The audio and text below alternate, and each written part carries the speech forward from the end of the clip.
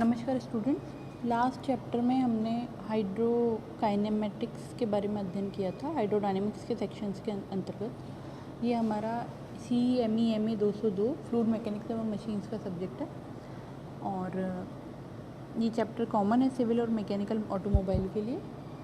तो इसी क्रम में आज हम अपना चैप्टर 5 स्टार्ट करेंगे, दैट इज़ हाइड्रोकाइनेटिक्स। बेसिकली हाइड्रोडायनेमिक्स की वह शाखा, मतलब गतिमान फ्लूइड की वह शाखा जिसके अंतर्गत जो फ्लूइड होता है उस पर एक्सटर्नल फोर्स लगा करके उसको गतिमान बनाया जाता है।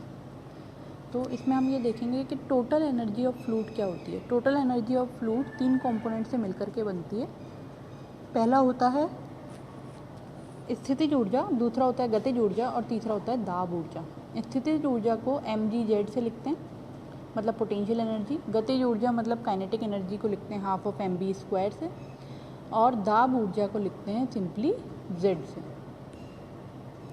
तो इन तीनों के कॉम्बिनेशन से टोटल एनर्जी बनती है। अब एनर्जी को हेड में भी कन्वर्ट किया जा सकता है। तो चूँकि अगर किसी एक को किया जा सकता है तो सभी प्रकार की एनर्जी को हेड में कन्वर्ट किया जा सकता है। किस प्रकार से ये कन्वर्जन पॉसिबल होता है ये हम देखेंगे। इसमें है हेड क्या होता है। बेसिकली हेड होता है ऊर्जा divided by weight, energy divided by weight. और इसकी यूनिट क्या होती है। एनर्जी की यूनिट होती है न्यूटन मीटर एंड वेट की यूनिट होती है न्यूटन, तो हेड की यूनिट होती है मीटर। और इसको बेसिकली जूल पर न्यूटन भी कह सकते हैं हम लोग। अब सबसे पहले देखते हैं पोटेंशियल एनर्जी का कन्वर्जन किस प्रकार से होता है। पोटेंशियल एनर्जी या डेटम एनर्जी, तो पोटेंशियल एनर्जी का मान होता है mgz और फोर्स का मान होता है mg। तो स्थितिज ऊर्जा या डेटम एनर्जी का मान हो जाता है in terms of datum head is z metres. Next is kinetic energy या काइनेटिक हेड। इसको कैलकुलेट करने के लिए काइनेटिक एनर्जी का मान होता है हाफ ऑफ mv² और भार का मान होता है mg। तो mg से जब डिवाइड करते हैं तो वैल्यू फैक्टर हमारे पास आता है v²/2g, ये मीटर में होता है और इसको बोलते हैं kinetic head. Third is pressure energy. Pressure energy होती है pv, प्रेशर मल्टीप्लाइड बाय आयतन और डिवाइडेड बाय mg। इस फैक्टर को सॉल्व करने पर जो m/v का फैक्टर बनता है डिनोमिनेटर में, वो डेंसिटी को रिप्रेजेंट करता है। तो हमारा एक फैक्टर बनता है p/ρg, और ρg को सम्मिलित रूप से ओमेगा यानी स्पेसिफिक वेट से रिप्रेजेंट किया जा सकता है। तो फाइनली प्रेशर हेड जो होता है हमारे पास वो होता है p/ω, मीटर इसकी यूनिट होती है।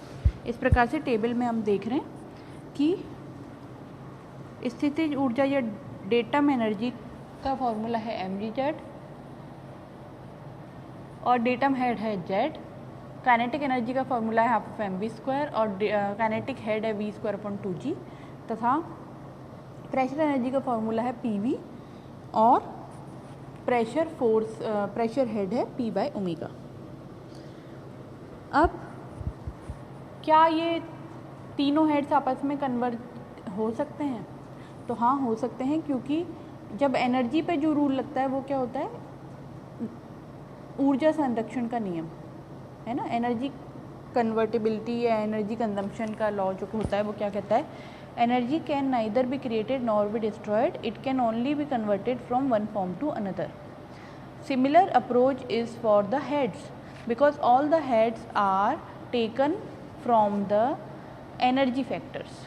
सो हेड्स भी आपस में कन्वर्टेबल होते हैं, क्योंकि सभी हेड्स की जो यूनिट्स होती हैं वो कॉमन होती हैं, सभी को मीटर में मेजर किया जाता है।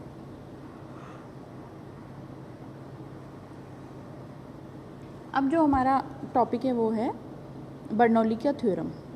बर्नौली का थ्योरम बहुत इंपॉर्टेंट टॉपिक है, ये आपके प्रैक्टिकल पेपर में भी आता है। सबसे पहले हम देखते हैं कि बर्नौली का स्टेटमेंट क्या कहता है। बर्नौली का स्टेटमेंट कहता है कि किसी असंपीड्य घर्षण रहित द्रव के लिए प्रवाह के प्रत्येक बिंदु पर समग्र ऊर्जा समान रहती है। It means for any incompressible frictionless fluid the total energy at all points of the flow remains same. Total energy का मान समान रहता है और टोटल एनर्जी क्या होती है? वो होती है addition of datum energy, kinetic energy and pressure energy. तो इस सिद्धांत से P by omega plus V bar square upon 2G V square upon 2G plus Z बराबर कॉन्स्टेंट। अब अपन चित्र देखेंगे। इस चित्र के अंदर आपको एक इंक्लाइंड पाइपलाइन दिख रही है। इंक्लाइंड पाइपलाइन में अलग अलग आकृति के पाइप्स को आपस में जोड़ करके पाइपलाइन बनाई गई है। कहीं पर पाइप का जो व्यास है वो कांस्टेंट है, कहीं पर वो कन्वर्जिंग है, कहीं पर डाइवर्जिंग है। इस प्रकार से उसका एक इनलेट है और एक आउटलेट है तथा 3 अलग अलग भागों पर टैपिंग्स लगी हुई हैं। टैपिंग्स का मतलब वर्टिकल में आप देख रहे हैं पाइप्स को जॉइन किया गया है बहते हुए पानी वाली पाइपलाइन के अंदर। तो ऐसे केस में क्या होगा, जब पानी पाइप के अंदर से फ्लो करेगा और पानी को सडन ओपनिंग मिलेगी, बहता हुआ पानी जिस चैनल में वो हाई प्रेशर जोन है और जो खाली पाइपलाइंस आपने पीजोमीटर ट्यूब्स या जो ग्लास ट्यूब्स आपने लगाई हैं ओपनिंग पर्पस के लिए, वो सारी हैं लो हेड या लो प्रेशर एनर्जी साइट्स। तो जो प्रेशर एनर्जी होगी, जो वाटर एनर्जी होगी, वो कहाँ से कहाँ पे फ्लो होगी? हाई टू लो की तरफ फ्लो होगी, मतलब भरे हुए से खाली की तरफ फ्लो होगी और इन नलिकाओं के अंदर पानी चढ़ने लगेगा। और पानी कहाँ तक चढ़ेगा? ये एक पर्टिकुलर बैलेंसिंग कंडीशन तक चढ़ेगा और उसके बाद में रुक जाएगा। ये कैपेसिटी अपन किससे तय करते हैं? ये तय करते हैं टोटल एनर्जी लाइन से। कितनी टोटल एनर्जी है वहाँ तक ही पानी चढ़ेगा। अब ये कैसे डिसाइड होगा? जो टिल्टेड पाइपलाइन हमने यूज़ की है उसकी हम एक सेंटर लाइन डिसाइड करेंगे और इस चित्र में सबसे नीचे आप देख रहे हैं एक्स लाइन, एक हाइपोथेटिकल हॉरिजॉन्टल लाइन ली गई है। हाइपोथेटिकल मतलब सिर्फ कल्पनाशील लाइन है। उसको हमने ये माना है कि ये बेस लाइन है। बेस लाइन से सेंटर लाइन की दूरी तीनों बिंदुओं पर कैलकुलेट करेंगे और वो होगा Z1, Z2, Z3। Similar wise नलिका में कितना पानी चढ़ता है ऊपर की तरफ, वो है P1 by omega, P2 by omega, P3 by omega. तथा चढ़ना कितना चाहिए था? ऊपर एक वाई लाइन या ए लाइन ले लेते हैं हम। ऊपर तक चढ़ना चाहिए था पानी तीनों में समान रूप से, पर वो नहीं चढ़ा। तो वो किस फैक्टर के कारण नहीं चढ़ा? वो नहीं चढ़ा वेलोसिटी एनर्जी के कारण, वेलोसिटी हेड के कारण। तो V1 square upon 2G, V2 square upon 2G और V3 स्क्वायर अपॉन 2G। तो टोटल एनर्जी तीनों में किस प्रकार से कांस्टेंट रही? किसी भी बिंदु पर P by omega, V square upon 2G और Z का मान सम्मिलित रूप से सेम रहा। कहीं पर Z ज़्यादा था, कहीं पर P बाय ओमेगा ज़्यादा था और कहीं पे V स्क्वायर अपॉन 2G ज़्यादा था, पर ओवरऑल फैक्टर जो था वो कांस्टेंट वैल्यू थी। और यही किसको रिप्रेजेंट करता है? ये रिप्रेजेंट करता है बर्नौली की थ्योरम को। देखिए अपन ने 3 बिंदु नीचे कंसीडर किए हैं कैलकुलेशन में। तीनों बिंदुओं पर जो टोटल एनर्जी है वो E11, E22 और E33 के नाम से लिखा है। उसको उसके different pressure energy, kinetic energy और डेटम एनर्जी के फैक्टर्स में डिवाइड किया गया है और लास्ट में बताया गया है कि तीनों समान हैं, तीनों का मान तीनों बिंदुओं पर, और ये माना गया है कि किसी प्रकार का फ्रिक्शन लॉस इसके अंदर नहीं हुआ है। अब हम देखेंगे कि जो बर्नौलीज इक्वेशन होती है उसकी लिमिटेशंस क्या हैं।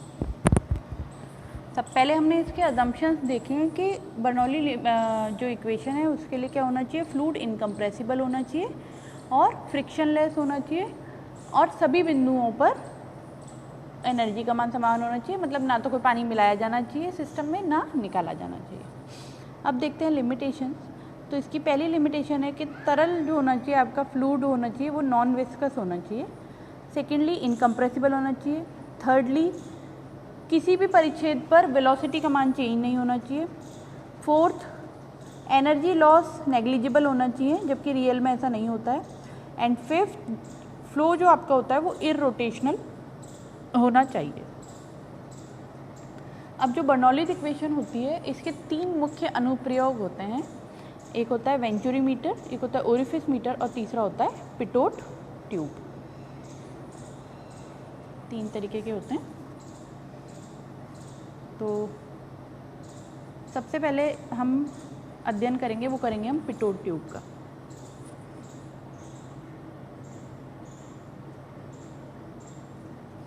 ये देखिए, जो पिटोट ट्यूब है इसके अंदर आप देख पा रहे हैं एक टैंक है, उसमें पानी भरा हुआ है और उसमें एल शेप की एक ट्यूब लगी हुई है। तो एल आकृति की ये नलिका है और इसे पिटोट ट्यूब, कांच की नली होती है एल आकृति की। ऐसा माना जाता है कि इसका उपयोग किस लिए किया जाता है, फ्लोइंग फ्लूइड का वेलोसिटी ज्ञात करने के लिए इसका उपयोग किया जाता है और ये बर्नौली प्रमेय पर आधारित होती है। एल आकृति की कांच की नली होती है, दोनों सिरे इसके खुले हुए होते हैं और इसका सिद्धांत क्या कहता है कि जब प्रवाह वेग पर किसी बिंदु, प्रवाह वेग को किसी बिंदु पर शून्य कर दिया जाए, मतलब फ्लोइंग वेलोसिटी को जीरो कर दिया जाए, तो गतिज ऊर्जा दाब ऊर्जा में बदल जाती है। तो काइनेटिक एनर्जी कन्वर्ट हो जाती है प्रेशर एनर्जी में और प्रेशर बढ़ जाता है। यह पॉइंट स्टैग्नेशन पॉइंट कहलाता है। कैसे, जब जो एल शेप की नलिका हमने लगाई है, इसका जो सिरा पानी के अंदर है उसका जो प्रवेश द्वार है, प्रवेश द्वार से जस्ट पहले जो पानी है वो फ्लोइंग कंडीशन के अंदर है और इस नली का आकार इस प्रकार का होता है कि जैसे ही पानी इसके अंदर पूरी तरीके से भर जाता है, इसके द्वार पर पानी की एंट्री बंद हो जाती है, मतलब सडनली उसका जो फ्लो होता है वो बंद हो जाता है, उसका वेग जीरो हो जाता है। ऐसी कंडीशन में ये माना जाता है। क्यों हुआ ये, क्योंकि नली के वर्टिकल लिम्ब के अंदर पानी ऊपर की ओर चढ़ गया। वो ऊपर की ओर चढ़ गया तो आप देख पा रहे हैं चित्र के अंदर कि इनिशियली हॉरिजॉन्टल जो सेक्शन है नली का, उसकी पाइप के लेवल से जो हाइट है वो क्या है, P1/ω, और राइट हैंड साइड में भी उसकी हाइट है P2 and right hand side में उसकी हाइट है P2/ω। तो अब जो टोटल डिफरेंस जो पानी का प्रोजेक्शन पाइप के ऊपर निकला हुआ है वो है P2/ω माइनस P1/ω। ये जो फैक्टर आया हमारे पास, ये किस वजह से आया, नली का आकार इस प्रकार का है कि जो काइनेटिक एनर्जी शून्य हुई, जो वेलोसिटी शून्य हुई, वो कन्वर्ट हो गई किसके अंदर, प्रेशर एनर्जी के अंदर। इस वजह से ये हमको प्राप्त हुआ। तो जो बिंदु नंबर 2 है, मतलब जो एंट्री पॉइंट ऑफ लिक्विड है in the tube at horizontal section, that is known as stagnation point, और इसी के कारण कन्वर्जन हुआ है काइनेटिक एनर्जी का प्रेशर एनर्जी के अंदर। अब अगर अपन बर्नौलीज इक्वेशन लगाते हैं कौन से बिंदु पर, एक तो just before the entry section और एक एट द एंट्री सेक्शन, तो P1/ω plus V1² plus Z1 बराबर P2/ω plus V2² plus Z2, ये दो बनेंगे और Z1 Z2 बराबर होएगा क्योंकि किसी भी हॉरिजॉन्टल सेक्शन के लिए डेटम का मान हमेशा समान होता है।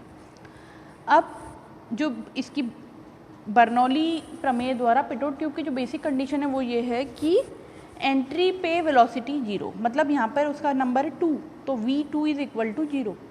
तो जो इक्वेशन हमारे पास है उसमें हमने V2 को रख दिया 0 और एक रिलेशन हमारे पास ये है कि P2/ω माइनस P1/ω से जो हेड हमें प्राप्त हुआ है, H जो प्राप्त हुआ है, उसको भी हम यूज़ करेंगे। इन सब फैक्टर्स को जब हम इक्वेशन में पुट कर देंगे तो रिलेशन हमें प्राप्त होगा V1² बराबर H, या फिर V1² बराबर 2GH और V1 बराबर √2GH। अब जो V1 बराबर √2GH हमको प्राप्त हुआ है, ये देखिए V1 बराबर √2GH जो हमको प्राप्त हुआ है, ये बेसिकली हमारे पास है सैद्धांतिक वेग, मतलब theoretical velocity of Pitot tube. But किसी भी प्रैक्टिकल कंडीशन में हमारा जो मेन ऑब्जेक्टिव रहता है वो होता है to calculate the actual velocity और द एक्चुअल फैक्टर। तो एक्चुअल वेलोसिटी कैलकुलेट करने के लिए हमें एक कांस्टेंट का उपयोग करना पड़ेगा, एक कोफिशिएंट का उपयोग करना पड़ेगा जिसका नाम है कोफिशिएंट ऑफ वेलोसिटी। और कोफिशिएंट ऑफ वेलोसिटी का फॉर्मूला होता है actual velocity divided by theoretical velocity. तो ये रेशियो हम लेंगे और एक्चुअल वेलोसिटी को लिखेंगे v से और थ्योरेटिकल वेलोसिटी हमको जो प्राप्त हुई है √2GH और कोफिशिएंट ऑफ वेलोसिटी को लिखते हैं CV से। तो v जो है एक्चुअल वेलोसिटी, उसका मान क्या हो जाएगा, CV √2GH, ये फैक्टर हमको प्राप्त हो जाएगा। और यदि हमें h किसी प्रकार से पता लग जाए, h की कैलकुलेशन हम कैसे कर लेंगे, कि पिटोट ट्यूब में पाइप के ऊपर एच कितना है, पानी का हाइट कितना है, लिक्विड का हाइट कितना है, उससे जब एच पता लग जाएगा तो हमको वेलोसिटी कैलकुलेट हो जाएगी। और ऐसी कंडीशन में हम v का मान ज्ञात कर सकते हैं, मतलब initial velocity of flowing water हम कैलकुलेट कर सकते हैं। इस वीडियो में इतना ही। Thank you so much.